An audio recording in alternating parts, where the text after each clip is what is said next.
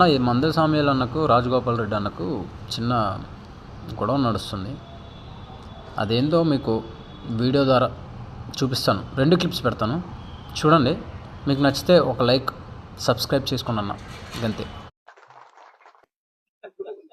Mental ఖరాబ్ అయ్యి మందెల Samuel ఎంపీలు అయింది, జ్ఞాపకం మర్చిపోయింది. ఆయన మంత్రికి మెంటల్ ఖరాబ్ అయింది.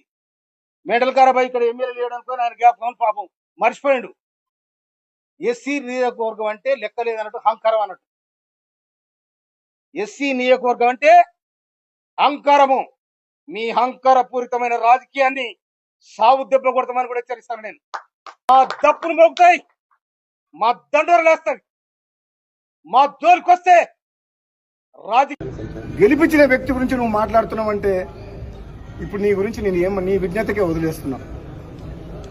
తుంగతుర్తిలో ఉన్న కాంగ్రెస్ పార్టీ కార్యకర్తలందరికీ ఒకటే మాట చెప్తున్నా.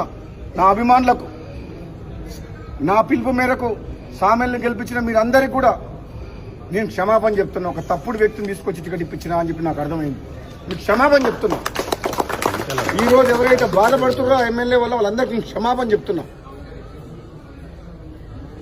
మీరందరూ కూడా సహనంతో ఉండండి, మీరు తొందరపడకండి. నా గురించి ఎవరు ఎన్ని మాట్లాడినా, మందెల సామ్యాల్ గారు ఎన్ని మాట్లాడినా మీరు రియాక్ట్ కాకండి.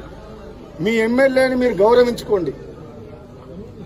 మీ ఎమ్మెల్యేని మీరు గౌరవించుకొని ఆయనకు సహకరించండి. మీ నియోజకవర్గాన్ని అభివృద్ధి చేసుకోండి. కాంగ్రెస్ పార్టీని బలోపేతం చేసుకోండి. మీరు భయపడకండి. కాంగ్రెస్ పార్టీ మీ వెంట ఉంటుంది, మిమ్మల్ని కాపాడుతుంది.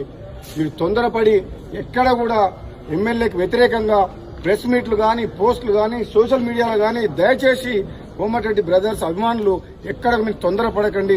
నేను ఆయన ఎమ్మెల్యే విజ్ఞతకే వదిలేస్తున్నా కాబట్టి దయచేసి అర్థం చేసుకుని రాబోయే రోజుల్లో కాంగ్రెస్ పార్టీ కలిసికట్టుగా ఉంటందుకు, సమైక్యంగా పనిచేసేందుకు, మళ్లీ అధికారంలోకి వస్తేందుకు, మనం రాహుల్ గాంధీ గారిని ప్రధానమంత్రి చేసేందుకు మనం ఐకమత్యంతో పనిచేస్తాం. కానీ గ్రూపులుగా విడిపోయి మనం కొట్లాడి బీఆర్ఎస్ పార్టీకి లాభం అయ్యే విధంగా మీరు చేయకండి అని చెప్పి కాంగ్రెస్ పార్టీ కార్యకర్తలకు చెప్తున్నాం. Thank you.